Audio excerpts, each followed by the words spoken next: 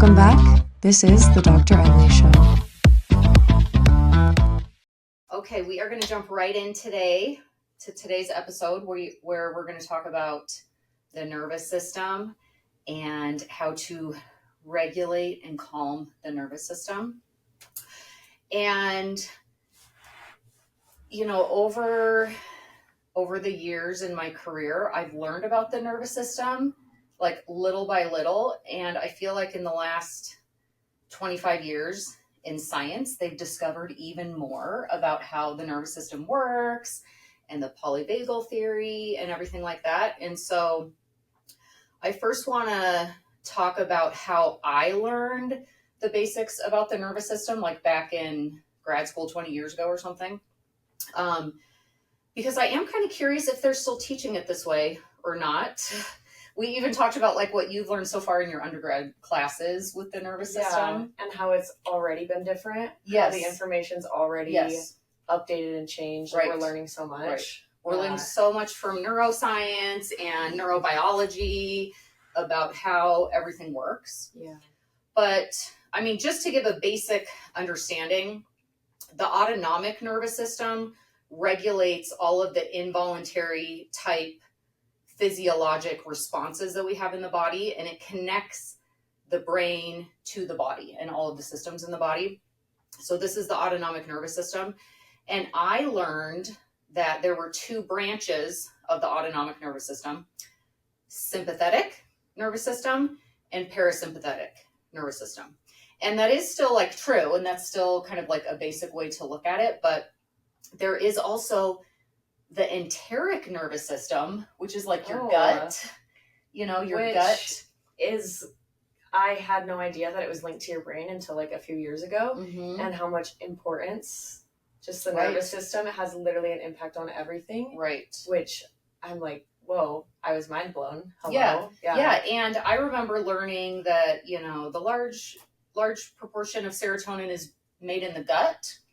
And so I remember learning about that, and they said, and this is why when people start an antidepressant, they can have GI symptoms. So I remember learning that a long time ago and kind of understanding the basics of it. But now we know so much more about the gut and gut health, and how our gut health can directly correlate to our brain health and our mental health and all of that. So we're not really going to be going into the enteric nervous system today.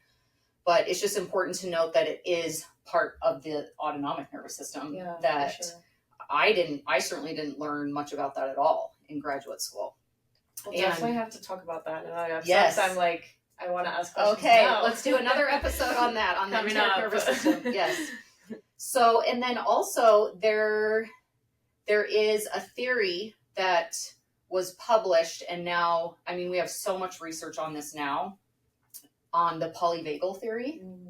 Did you learn about that in undergrad? Not the theory. Okay. No, not yet. Okay.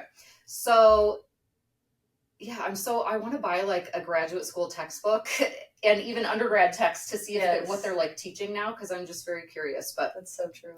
So the polyvagal theory, I remember when I was first studying this and I read Dr. Porges's book on polyvagal theory, and it's so dense and it's so clinical. It's so academic. And I was just like, what the heck does this mean? Right. I'm like trying to interpret how this could be presented, like explained to a patient. And it's just like super complicated. But actually, I've understood it much better in my yoga teacher training and how it was explained there. And then in some trauma conferences, learning about like complex trauma. They explain it a lot easier than they do in the polyvagal theory book. It's still a very great academic text, but we're just simplifying it here. Yeah. So the way that I like to think about the polyvagal theory is that, yes, we do have, it is the autonomic nervous system. So that's what we're talking about here with polyvagal theory. And it's really learning to understand the vagus nerve in the body, which we'll get back to that in a second. But instead of that, just like sympathetic and parasympathetic nervous system responses, the polyvagal theory teaches that in more depth, where we do have sympathetic nervous system arousal.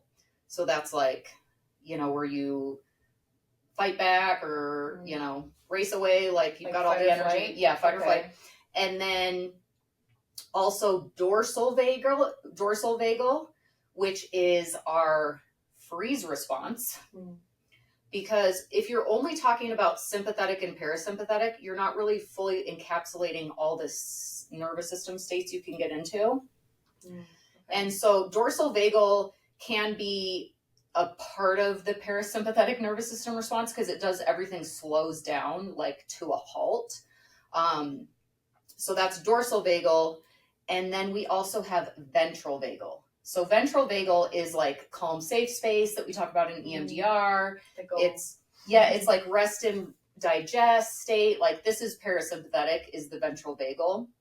And so with my patients, when I'm teaching about this, people learn to identify which nervous system state they're in, and they'll tell their story and be like, oh, this is what happened this week. And I was in at first I was in ventral vagal, and then like my mom texted me this one thing and I like immediately went to like dorsal vagal, and I was just like frozen and went into my childlike state, So can you be in dorsal vagal or so like freeze or fight or flight for long periods of time? Yes. Okay. It's hard to be in sympathetic nervous system arousal. Like you would die if you were in sympathetic like 24/7. Okay. But this is why people with chronic stress get like chronic illnesses. Like it is not healthy for the body to be in sympathetic all the time. Okay. But a lot of people, so let's talk more in depth about it because this will make more sense to you. With dorsal vagal, this is really what depression is.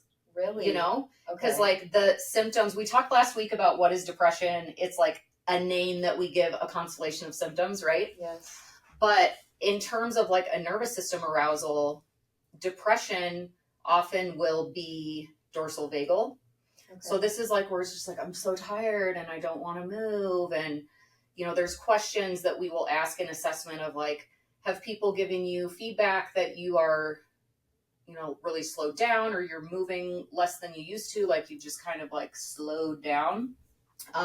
Because people will often notice that in folks that are like really struggling with depression, that they just kind of literally physically have slowed down. They don't get up as much, they don't move as much, versus when you're really anxious and sympathetic, that's when people are pacing or like getting up and down and like, I got to get a drink and I got to get this. And, like they can't sit still, but dorsal vagal is like, you can't freaking move off the couch.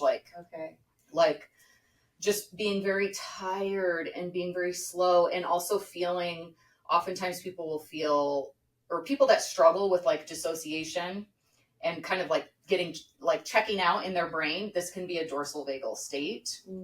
And so we can think about it just kind of like we're frozen and just like still statues. And this is just when we're just like so tired and we don't care about anything. And, the amotivation and apathy and anhedonia, not getting pleasure out of things that used to getting pleasure out of. So that is very much consistent with dorsal vagal nervous system arousal.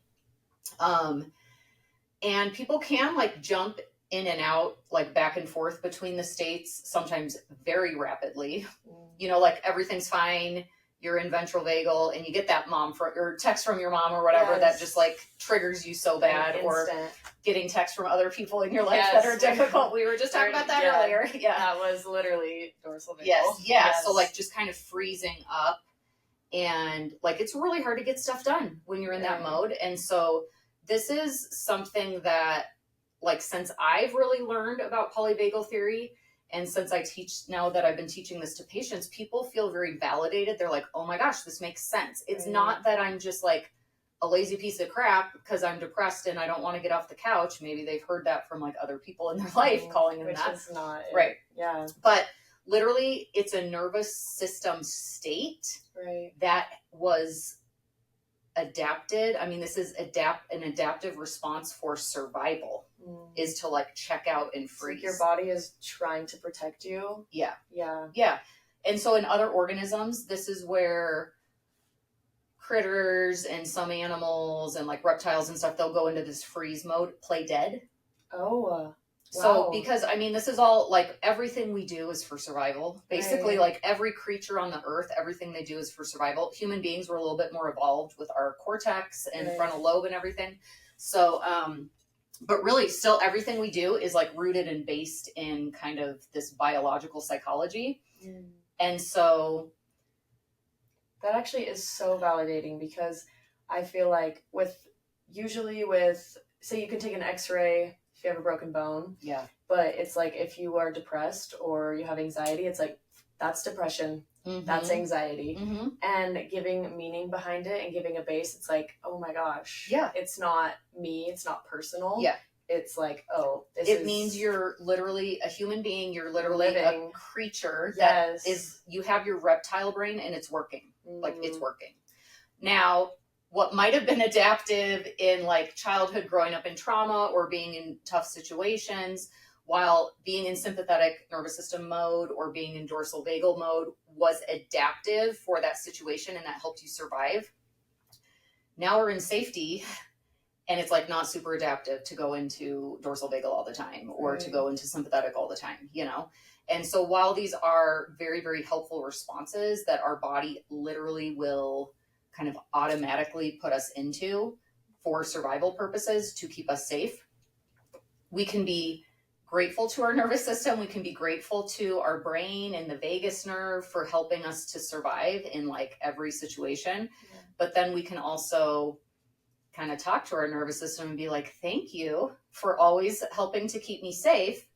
And now you can step to the side. Right. So this is a little bit of like IFS that we're using here, but like you can kind of step to the side. I need to be at work right now.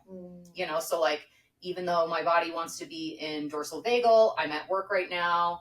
And we're going to record this podcast. So like, let's get into ventral vagal and record the podcast. You know what I mean? So it's like, you can kind of like talk to yourself and coach yourself and use certain strategies to help your nervous system know, like, not only the frontal lobe of your brain, but also that lizard brain, like, okay, we're safe. Like, we're at work, we're recording the podcast. Like, we don't have to worry about the whatever message we got, you know, like, it's like, we got to train our nervous system. Your nervous system learns when this thing happened in childhood, I had this response.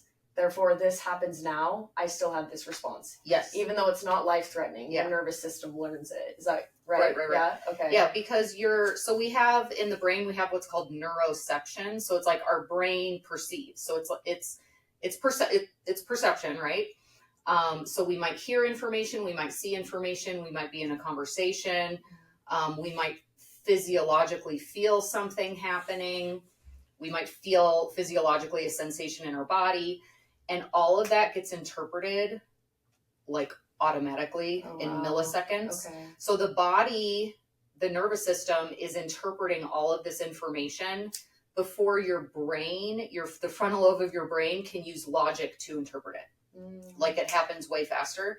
So this is why it's very common for people to respond with the same kind of nervous system response or trauma response as they've always like kind of been used to. I mean, people can respond with a number of different types of trauma responses or nervous system responses, but generally people do have like a dominant response that they'll go into, whether it's like sympathetic or dorsal. Another way of talking about these states would be the fight, flight, freeze, and fawn. Okay. What is fawn? So fawn's another one they like added, which this is really good. This is, so if you grow up in trauma or even, you know, Stockholm syndrome, we understand what Stockholm syndrome is, but where you basically want to become a people pleaser to keep yourself safe. So that's like, so the fawn response is like telling people what they want to hear, so then they're not mad at you. That is like, so common. Yes. Is the thing. And it's a trauma response. Yeah. Wow. Okay. And it's something the nervous system will automatically go into unless you train yourself out of it. You know, so this is what we do in talk therapy is we work a lot on like knowing, okay, I tend to be, you know, like it's very common for me to respond like this, but I don't like responding like that. I want to work on that and I want to start responding like this. Like, you got to train yourself and reprogram your brain to respond in a different way if that's kind of your automatic default mode, you know? Okay, yeah. So what I'm hearing is that your trauma is basically learned things that your nervous system learns. So, like, can you tell me about just ways that people can regulate your nervous system and kind of get out of that and retrain your nervous system? Yeah, because I think I think the first step is to like recognize what your nervous system's doing, like what responses you're having. That of course is the first part, is to like recognize and understand what you're doing. But then the second piece I would say that's extremely important is to send yourself compassion, like love and compassion of like, okay, let's say, you know, Jill over there responds with the fawn response all the time and she's a people pleaser. Maybe she grew up, and I don't want to say trauma like shapes all of this. It's just like our environment in childhood shapes things. Right. But you know, you can have a kid grow up and they're the oldest child in the family and the parents both work and the kid like takes on a lot of responsibilities at a young age of helping with the laundry and the cooking and the cleaning or helping with the younger kids or whatever.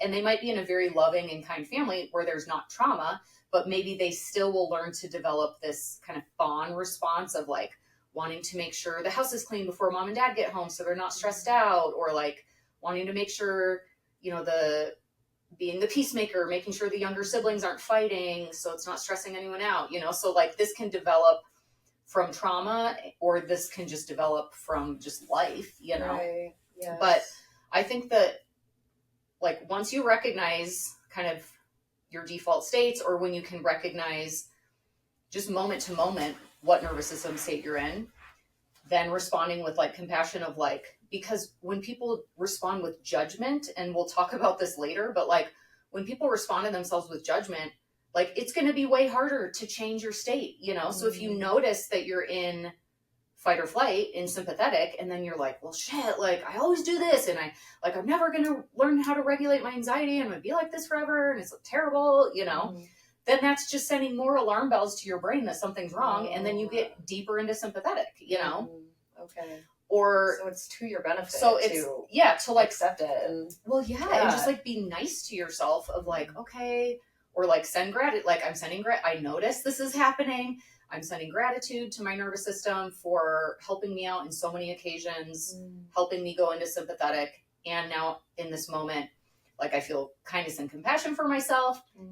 And it's not a helpful response for me to be in right now. So I'm going to work with myself in a kind way to try to, you know, practice this other skill to help me get more into ventral vagal.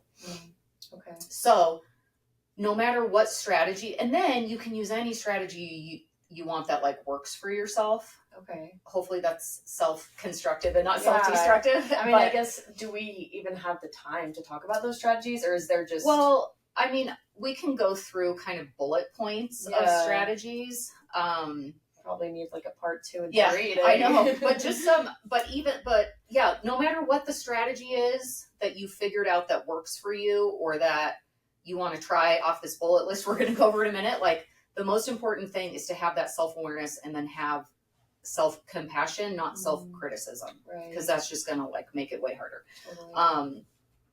But it's really cool with learning the polyvagal theory. There's a lot of specific techniques that you can do to kind of help trigger ventral vagal, or that parasympathetic like relaxation response. Okay. So I've learned a lot of additional techniques through polyvagal theory that I did not learn in general as a clinical psychologist through all of my like training and education and everything. Yeah. So we definitely should do like a deep dive on some of these techniques. We'll just scratch the surface today, though. Right. Yeah. But one really helpful way, and you can apply this in different ways, but one really helpful way to change your nervous system state is to change that physiology. So you know how we were talking about neuroception? So like if you're inside and you're in kind of a warm room and it's wintertime, like go outside without your winter coat, without your gloves. Really? Because just changing the environment of whatever the perception is, or if it's late at night and you're in the dark, like turn all the lights on, and you know, you can, if you don't want to go outside in the cold, you could even like grab ice cubes and hold on to them. Or if you're already pretty cold, like get really warmed up, like throw a blanket in the dryer. Just the change. Yeah, just the change in your state. Or if you're sitting, stand. Okay. Or if you're standing and pacing, sit. You know, so just kind of changing the environment with with what you're perceiving, whether it's like, or put music on. So like sound, changing the sound or the temperature, or like what's coming in your eyes, like what you're seeing, something like that. Okay, yeah. Can be like a quick way. Okay. I feel like personally, when I've been in either a super anxious state or dorsal, it's super quick and easy for me to be like, okay, touch.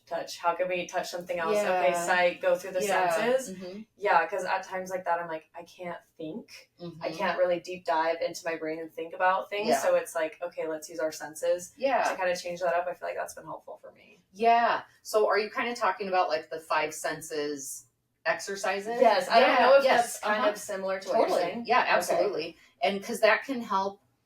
Like if you're in dorsal vagal, then just paying attention to the different like things that you're perceiving can be helpful, as well as if you're in sympathetic and you need to calm down, paying attention to like 5 things you can see and 4 things you can touch or whatever, right. Like that's going to help you either kind of wake up or calm down, whatever you need. Yeah, that the 5 senses, that's a really good exercise.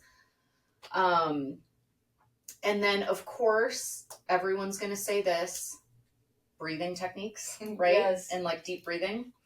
But I have something to say about breathing techniques that I think is really important for people to know, especially people with like that are anxious or like want to do everything the right way or like perfectly. Yeah. You and I were having this conversation a couple weeks ago about how I was trained in graduate school and in the Air Force. To teach people relaxation techniques. Mm-hmm.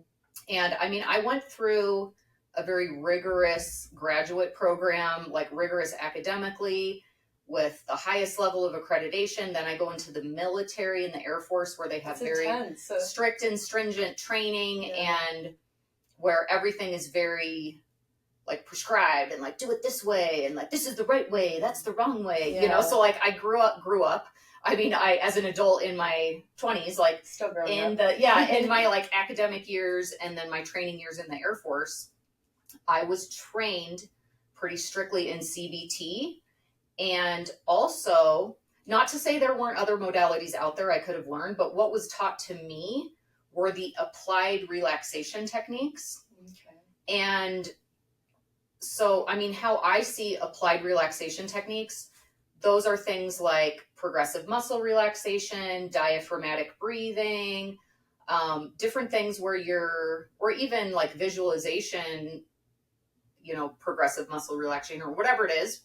But I feel like the intention in some of those techniques in terms of what was taught, how it was taught to me, was these are skills that are going to help you relax. So like, that's your goal, is to like relax, or like someone has panic disorder. I remember it was during my residency in the Air Force and I had a patient with panic disorder and I remember in supervision every week I would like talk to my supervisor and be like, it's not working. Like she's doing the techniques that I'm teaching her. And it's like, the more she practiced these diaphragmatic breathing techniques and things, and like the more panic attacks she was having. And I was just like, oh my gosh, I'm a terrible therapist, but like, I didn't get it. Like, but she probably just felt pressure. She's like, well, yeah, I need to relax. And so I think there's this intention that could be helpful sometimes. And a lot of times I think it's unhelpful when it's like, okay, we're going to practice this exercise so you will relax. So then you're thinking like, okay, the goal is to relax. And then if you don't relax, then you're doing something wrong. And then your brain's like, oh my gosh, like I'm screwing it up, or like I'm a failure, it's or more about the intention. Yeah. Okay. Yeah. So that's actually so good. Cause you just hear a lot of times breathing. Yeah. Breathe. But it's like, how do I breathe? Yeah. Oh no, I don't know how. Or they'll say, or I remember learning about diaphragmatic breathing where it's like, if you do chest breathing, thoracic breathing, that's bad. And if you do belly breathing, diaphragmatic breathing, that's good. Yeah. So then it's like, having these judgmental type approaches or like ways to interpret breathing, which like, yes, in order to calm our nervous systems down, if we do slow, controlled diaphragmatic breathing, like of course we will calm down. Like it's just natural, like it's just science, like it's literally what's going to happen. Right. But when you have a brain and a frontal lobe that get in the way and say like, oh my gosh, the therapist is watching, or like, I have to do this for homework and I have to rate my suds all week. And so if my suds don't go down practicing, it means I'm terrible at this and I'm a failure, you know, like then we just like anxiety comes with that. Yes. Like this is just kind of our normal like American culture of like being self-deprecating or self-critical, you know, and always trying to have this perfectionist mindset. It's just not helpful.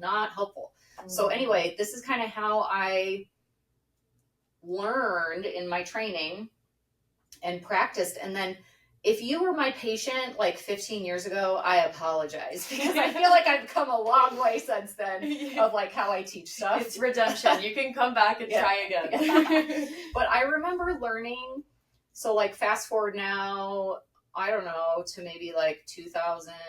So like I was in grad school from 2003 or 4 and I graduated in like 2009. Okay. So then fast forward to like 2015, 16. Now I'm learning more about mindfulness meditation. So was that always a thing that was taught? Well, or was that taught in grad school, or is well, that I mean, newer? and this is my experience. So like other people might have had, maybe they even went to the exact same clinical program I went to and they had a different experience, you know, but this is just like at the practicum sites I was at where I was getting training on how to be a psychologist, or what I was learning in, you know, grad school classes, and even buying these relaxation training books, you know, from reputable like people. Right. And so, so I'm not saying that like in the early 2000s, we didn't know about mindfulness and meditation. I just didn't know about it. Okay. You know what I mean? Yeah. So like once I really started to like search out more, and this is when I started practicing yoga on a very regular basis and learning more about Eastern philosophies and like how your different teachings changed. Yeah. So I started learning things differently, and I remember learning, so the basic concept of mindfulness is to simply notice. And you don't have to change anything. You just, your job, your number one job, your only job is to simply notice. So this like blew my mind. Because I'm like, what? So like, simple. No, like I have to like relax, or I have to change my thoracic breaths to my, you know, like diaphragmatic breaths, and like, and it's like, nope. Your only task is to notice. Which the word mindfulness, as well, when I first got noticed by depression, and it was a big deal, and I was like, whoa, this is life changing right now. I feel like the word mindfulness, that's like daunting. Like I know nothing about this. What do I even do? How do I start? So I feel like just simply notice. You can literally just stay in the same state, just noticing things around you. That's like so powerful, actually. Yes. Yeah. So if Jill over here is having a panic attack, if we're like, oh my God, like do your diaphragmatic breath, she'll be like, fuck you, like, like I can't, you know? Yeah. But if you're like saying to her, like, okay, you're going to hold on to these ice cubes now, and like name 5 different things you can see in this room. So like using the 5 senses or something like that. Or like, that's just noticing. So like, let's just notice the color blue, like find every single piece of blue you can in the room. So like, then she's just like noticing the blue, or like notice you can notice your breathing what's the quality of your breathing. And we're not like, notice, we're just noting, we're not critiquing. So we're not saying like, I suck at this, or, you know, the breathing you might notice, oh, actually I'm doing really rapid, shallow thoracic breaths. I notice that. And then it's like, great, you notice that. Okay. We're not saying, well, crap, like you need to do diaphragmatic breaths or your panic attack's going to get worse. Like, no, that's just going to stress them out more. So just simply noticing without judgment or without the critique. That part is so hard to do. Yeah. So hard to do. Well, I was going to ask, like, what would you tell someone if they're like, okay, I'm trying to be mindful, I'm trying to quote unquote meditate in some sense, but I jump onto another thought. And my brain's jumping all over. What would you say? So what I'm saying is, good. That means you're a normal human being. That means your brain's working. Okay. That everything's fine. Okay. Like that's totally normal. Okay. And so the practice is, and like it's, there's a lot of different ways to do mindfulness and meditation. Like I really like having an anchor. So like even for an example, we could use like this microphone as like our anchor or whatever. So we could say, okay, our task is to focus mindfully and note the microphone. And all we're going to do for this exercise is notice this microphone. So what's going to happen is then the brain's going to wander and it's going to think about like, oh shoot, I hope there's not traffic when I leave here. And like, is it going to be raining? How much snow are we getting in tomorrow? Like, oh, I want more water. I want to take another sip, like whatever. Mm-hmm. So then then you notice, oh, now I'm noticing that my mind has wandered to like these other thoughts. Mm-hmm. And in saying like, crap, like I'm so bad at this. And when am I ever going to get better at this? And like, all these people are so good at meditation and they don't get distracted at all. Like, no, we don't entertain any of those thoughts. We can just notice like, oh, I notice I'm now having judgmental, critical thoughts. My job is to refocus back on the microphone. Mm-hmm. So that's always the goal of meditation or mindfulness. Well, refocus. I shouldn't say always, but like that's one way to do it, is to have your mantra or your object or your anchor. That's something. Probably the point of a mantra, right? Yeah, to like bring you to ground yourself back to it. So if you're trying to do, and you can do meditations and mindfulness like on whatever you want to do it on. Like for me personally, the ocean and like water, even like big bodies of like a lake or something, like water to me is my ventral vagal. Which you can tell if you look at I have all my decor. I know, I have like water everywhere. Yeah. In all of our decor. Yeah. But it's just incredibly grounding and relaxing and soothing. So when I personally do meditations or mindfulness, I like to do guided, but if I'm not, I'll do guided meditation, like visualizations at the ocean. But when I put myself into like calm, safe space, I will often focus on and note and kind of go to the beach. But then my mind wanders because I'm a normal human being. So it's going to wander. It doesn't mean there's something wrong with me. It means everything is working great in my brain. It is wandering. And then I just like bring myself back to like the sound of the waves, and then my mind wanders over here. And then I'm like, oh yeah, I just noticed my mind wandered over there. Like, it's fine. Everything's fine. Like I can think about that later. Now I'm going to go back to the waves. Now I'm focusing on the sand and the heat, like on my skin, whatever you're doing in your visualization or your meditation or your mindfulness or whatever. Okay. Because I remember also learning from teachers that like, okay, you got to work on your meditation so you have no thoughts in your brain. Oh. And it's and just you're like, that's literally not possible. And I'm just like, whoa, that's if daunting. if I like moved to India to like live in an ashram for like 5 years, then I could totally get to that point. Totally. Yeah. Totally. But like the normal human, like Westerner, like that's not I don't think that's a very realistic goal to be helpful for like the normal average person. You know what I mean? Especially when there's like so much stimulation everywhere. Yeah. So I don't want to like be negative and give people the impression that you can't ever get better at this and be able to focus more. Like, I don't want to send that message. Like, a lot of people do get really good at that and have a really strong meditation practice, and that's excellent. I just don't want the other people that struggle with it, like me, I've been practicing this shit for like 25 years and like it's still hard, but like I just don't want people to get discouraged, because that's like really common with anyone that like gets this message that like, okay, your goal is to learn to meditate, and just like they do at the silent meditation retreats where they can't speak for 7 days, like you can have any thoughts in your mind. It's just like, that is not realistic, Yeah. So like, I think it's much more realistic to say like, yes, you're going to have distracting thoughts. Like some days it's going to be more distracting thoughts and some days it's going to be less, but you're going to have them. So then use this anchor, mantra, whatever. Which that understanding and compassion for yourself probably only helps you to helps. get into the calmer state. Yes. Yeah. Okay. So,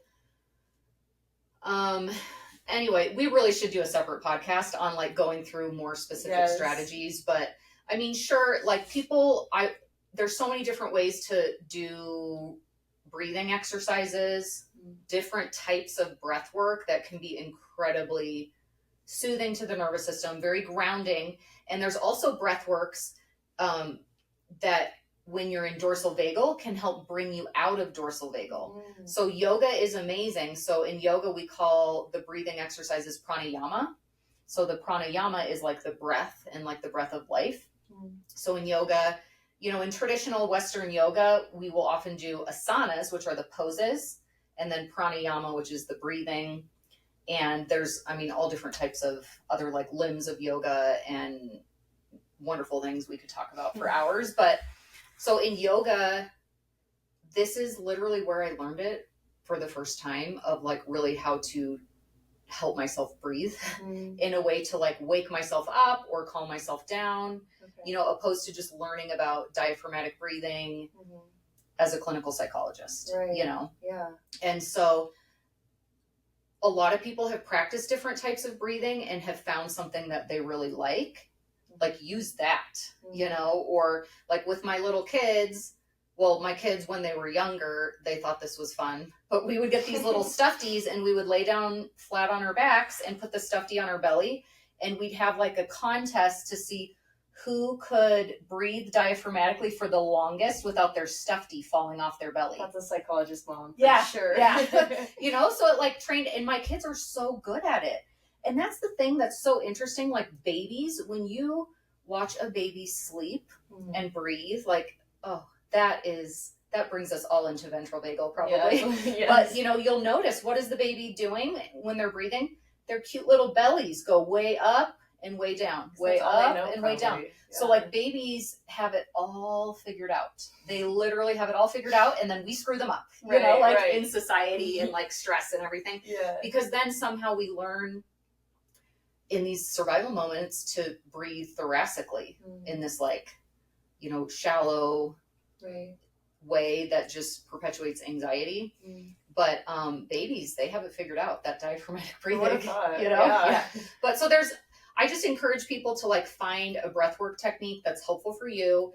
For some people, it's just like the box breathing method, where they just visualize like inhale up, hold, exhale, hold. So it's kind of like a 4-count breath where you inhale, hold, exhale, hold. So like some people just love their square breathing. It's the only kind of breath work they try to practice. Yeah. Like it just works for them, Everybody's got different things. So if you don't know a breath work technique to help you, then definitely start like practicing some different ones. Like in yoga, we have this wonderful search engine called YouTube that has all kinds of good stuff. Right. We at our clinic teach clinical yoga. So we have been running yoga groups for 5 years now, teaching people all of this stuff. Right. Like just focusing every single week on like, how do we regulate our nervous system? How do we feel safer in our bodies? That's literally the mission of my clinical yoga program that I developed 5 years ago. The number one goal of people attending clinical yoga is to help them feel safe in their own bodies. Right. Because a lot of times with these like nervous system states that we get into, people feel unsafe in their own body because they don't know how to like control. Like I hate that saying, like but yeah, like when they don't know what to do to like help themselves, that's like a very scary place to be in. People can feel like they're in a little prison, like in their own body, because they're on this anxiety train or on this depression train where they're in dorsal vagal and they like literally can't get out of it. And so yoga is really helpful to learn different breath works. Now, sometimes with breath work, like emotion can come up. So it's really important to like do it safely with like a teacher that can teach you how to do it and stuff like that. But I mean, breathing is of course a really big one. And so we're not going to go through every single bullet on the bullet list. But one thing I will say that I really learned about with polyvagal theory that I think is extremely important for regulating your nervous system. And this actually, I hope I don't get on too much of a tangent, but we should do another episode about this. Yes. But like, I feel like in psychology for a few decades, there in pop psychology and like clinical psychology, there was this emphasis on taking care of yourself and like you're having your self-esteem and completing yourself so you don't need anybody. And then if you have someone, that's like a bonus and that's great, but like you don't need anybody. And like you can be okay by yourself. And, you know, all of this negative stuff about codependence and everything that is like that. really, I feel like, a common belief. And being in my early 20s, I feel like I have so many friends and coworkers that like that is talked about a lot. And it's like that is the goal.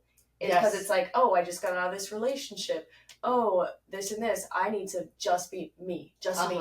So I feel like even like being in my early 20s, that is like the most common. Okay. Like, so you're still hearing it. Yes, I'm still in. Because, okay, that's it's really empowering, so you latch onto it and it feels good. It is empowering, and it is like, I think it's like a partial truth. Right. Because, yes, we should have enough self-compassion and self-efficacy that we can be able to function by ourselves, but it's kind of bullshit. Like, it's kind of bullshit because we're literally wired for connection. Right. We are wired for connection. And when you put all that pressure on yourself, and of course we're human, so it's not going to literally scientifically work. Right. Then it just brings you back to... Yeah. So again, it's just in my experience of what I've learned and what I've helped train myself to do, and then now what I've brought into the clinic over the last 10 years is using the self-compassion and also like learning to help your nervous system feel safe. No more of this, you know, these unrealistic expectations and like being hypercritical, and this concept of connection and co-regulation. So co-regulation is when two human beings, or a human being and your fluffy dog, you know, Coconut or something, like when it's like, so co-regulation could be like coming home from work and you give your partner like this big huge hug, and then all of a sudden you're just like like you just relax. Yeah. Or like for anyone that's, you know, a parent that's had a teeny little infant on your chest, you know, like it's just like this instant co-regulation. So it's where like your heart rate decreases, your blood pressure decreases, and it's because of connection. The vagus nerve gets triggered into ventral vagal with safe human connection. Okay. So it could be just like, or you could, and there are some people that are averse to touching or hugs or anything like that. Right. So that would actually put them more into sympathetic. But generally speaking, if it's a safe person that you can get like a hug or an embrace, or even just like their hands on your shoulder and kind of rub your shoulders for 10 seconds or something, like it's just, co-regulation is so important. And so there is kind of this debate in like the field and in pop psychology about like, you gotta be okay being by yourself. And it's, you know, like, you know what? Like, it's actually super helpful to like have, you know, but you can get that also from animals. I mean, there's plenty of research that proves that petting a dog, you know, petting the fluffy dog or hearing the dog's breathing is going to help you co-regulate and bring your blood pressure down, your heart rate down, like things like that. So interesting. Yeah. I like kind of the theme of today has been like, okay, coming back to just like who we are naturally without all of this outside distraction. It's like, okay, as humans, we're supposed to have connection. As humans, we're supposed to notice what's around us. Like, how are we just generally supposed to work? And I kind of like that it's like, okay, we can come back to just this natural state. Okay, what's normal for me? Like, I kind of like that all of this has been centered around that. Yes. Yeah. And that this episode is not specifically about self-compassion, but we just taught you exactly how to do the self-compassion in 3 steps. Like the 3 steps to self-compassion taught by Dr. Kristen Neff. Number 1, notice. So mindfully notice what's going on in like, is it a moment of distress? Is it a moment of crisis? Is something bad happening? Like, how are you labeling it? Like, just simply noticing mindfully. And then also reminding yourself of the common humanity. So that's what you're just touching on in the end is like, yes, we're literal human beings. We're species. We're all the same. We all have this lizard brain. Our body the vagus nerve wants to help us. Like, it's not that our brain and our body and our vagus nerve is against us. Like, it's for us. Right. And we're all in the same boat. Like, we're all experiencing these things. Right. And so that common humanity of like, we're not alone. This is literally the human condition. It's normal. And then the third step of self-compassion is figuring out what you're going to, like what skill you're going to use, or what technique or mantra or whatever, like you're going to do or say to help yourself in that moment. Yeah. So that's like in a nutshell what self-compassion is in those 3 steps. But it fits perfectly in exactly what we're talking about here. Right. Is because really the first step is always going to be to check in with yourself to see, physiologically what's happening with your sensation, what's going on mentally with thoughts, emotionally. Then you'll be able to identify what nervous system state you're in. And you know what? If you're like cramming for finals and you notice you're in sympathetic, that might actually be the perfect place for you to be when you're studying for finals, But then when it's like time to shut the books, or maybe that's an old school phrase, shut the computer, now. And like go to bed, then that's when it's helpful to be able to like shift yourself into ventral vagal, safe space, parasympathetic, rest and digest, all of that. Okay, so I know we're like near the tail end, but I have one more question. Just like, so the more you practice these things, does your body get more used to shifting to that? Just kind of like, how does that work? So that's also like a very good question. And, in mental health treatment or whatever kind of treatment, you always will start with like your goals. Like, what is a realistic goal? So when I have people come in and talk to me, or just like in the real world with like friends or family or whatever, and they might say like, oh yeah, I really want to start this breathwork practice because I don't want to feel anxious anymore. And it's like, I think that's like a nonsensical goal. Like, because like anxiety, you're going to have the feeling of and the experience of anxiety for the rest of your life. Right. But I think it's a more realistic goal to say, I'm going to practice. This is how I'm going to practice. This is my plan for practicing, with an actionable, attainable goal of saying, I'm going to, like right now, it might take me 10 hours to like recover after something happens. I want to reduce that to like 5 hours. And then I want to reduce that to like 1 hour. So your body gets like better at it. Yes. So you can get yourself into regulation more effectively, like more quickly, because it might, and sometimes people, because I think it does happen the more and more you practice and the more your nervous system like trusts that you're safe, Yeah. The more or the less activated it's going to get. And when it is activated, it will be able to regulate more quickly. And so, and you may get to the point where stuff just doesn't bother you anymore. Certain things don't bother you anymore. But I think it's much more realistic to say, yeah, this trigger that I have, like, might always trigger me. But instead of me going into a panic attack, now I've been working so hard on it. When this external cue triggers me, now I'm able to notice, use my skill in the moment. So maybe it affects me for like 60 seconds, but then I'm able to like help myself and move on.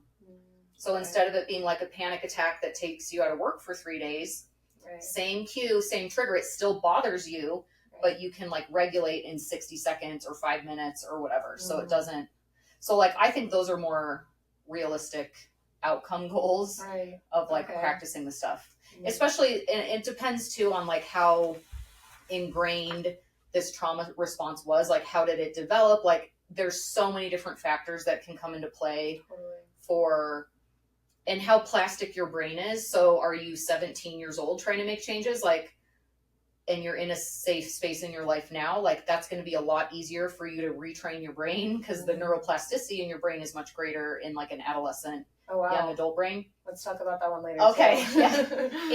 And we also do psychedelic treatment at our clinic. So also with psychedelics, that's one of the hallmarks of psychedelics, is they help to increase neuroplasticity. So it just basically means when you're practicing things and trying to make changes, it comes a little bit easier when your brain is more plastic.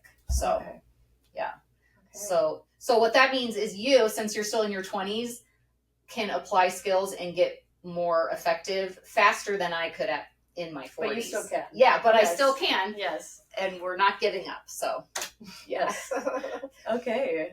Okay, well, we can wrap it up here, and then we would as always, we'd love to hear questions and comments from any of the listeners. Yeah, there'll be a question box below, so if you have a question, a comment, anything, just put it down there, and then follow us on Instagram and Facebook at Great Salt Lake Wellness. And yeah, listen for our next episode. Yeah, we'll see you next time.